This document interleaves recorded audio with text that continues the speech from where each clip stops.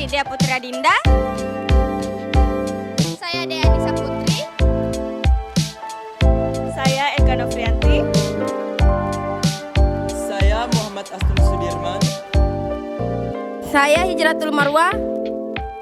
Dan saya Sumarni.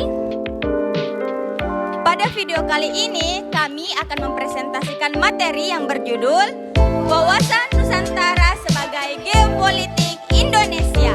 Sebelum kita melangkah lebih jauh, pertama-tama kita harus mengetahui wawasan Nusantara. Dan wawasan Nusantara menurut GBHN 1998 adalah cara pandang dan sikap bangsa Indonesia mengenai diri dan lingkungannya dengan mengutamakan persatuan dan kesatuan bangsa serta kesatuan wilayah dalam menyelenggarakan kehidupan bermasyarakat, berbangsa dan bernegara.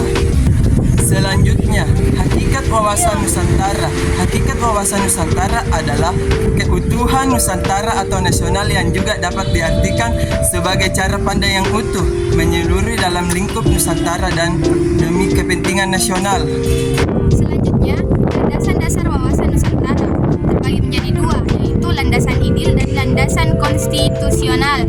Landasan ideal terdapat Pancasila, dasar negara yang mencerminkan nilai-nilai keseimbangan, keserasian, keselarasan, persatuan dan kesatuan kekeluargaan, kebersamaan dan kearifan dalam membina kehidupan nasional. Landasan konstitusional yaitu Undang-Undang 1945, konstitusi dasar yang menjadi pedoman pokok dalam kehidupan masyarakat, berbangsa dan bernegara. Selanjutnya, tujuan wawasan Nusantara. Tujuan wawasan Nusantara terdiri dari dua, yaitu pertama, tujuan nasional.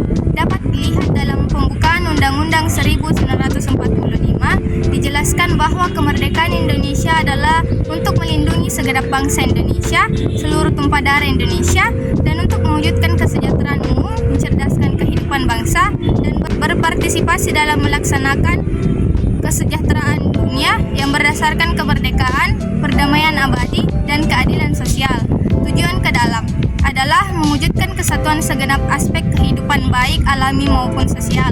Maka dapat disimpulkan bahwa tujuan bangsa Indonesia adalah menjunjung tinggi kepentingan nasional serta kepentingan kawasan untuk menyelenggarakan dan membina kesejahteraan, kedamaian dan budi luhur serta martabat manusia di seluruh dunia. Secara umum, wawasan Nusantara berfungsi sebagai pedoman, motivasi, dorongan, serta rambu-rambu dalam menentukan segala kebijaksanaan, keputusan, tindakan, dan perbuatan bagi penyelenggaraan negara di pusat dan daerah maupun bagi seluruh rakyat Indonesia dalam kehidupan masyarakat, berbangsa, dan bernegara. Selanjutnya, kedudukan wawasan Nusantara. Wawasan Nusantara berkedudukan sebagai visi bangsa dalam paradigma nasional kedudukan. Wawasan Nusantara adalah 1. Pancasila sebagai filsafat ideologi bangsa dan dasar negara. 2. Undang-Undang Dasar 1945 adalah landasan konstitusi negara yang berkedudukan sebagai landasan konstitusional. 3. GBHN atau garis-garis besar halaman negara sebagai politik dan strategi nasional atau sebagai kebijakan dasar nasional yang berkedudukan sebagai landasan operasional. 4. Ketahanan nasional sebagai konsepsi nasional yang berkedudukan sebagai landasan konsepsional, sebagai visi nasional yang berkedudukan sebagai landasan visional. Selanjutnya, geopolitik. Geopolitik dapat diartikan sebagai sistem politik atau peraturan-peraturan dalam wujud kebijaksanaan nasional yang didukung oleh aspirasi nasional geografik. Kepentingan yang titik beratnya terletak pada pertimbangan geografi, wilayah atau teritorial dalam arti luas. Suatu negara yang apabila dijalankan dan berhasil akan berdampak langsung kepada sistem politik sebuah negara. Selanjutnya, saya akan membahas dasar pemikiran wawasan Nusantara sebagai geopolitik Geopolitik Indonesia. Geopolitik merupakan pertimbangan dasar dalam penyelenggaraan negara berdasarkan letak geografisnya. Untuk memenangkan suatu perlombaan, kita wajib memahami medan sehingga mengetahui strategi terbaik apa yang harus diterapkan dalam perlombaan tersebut. Sama halnya dengan negara.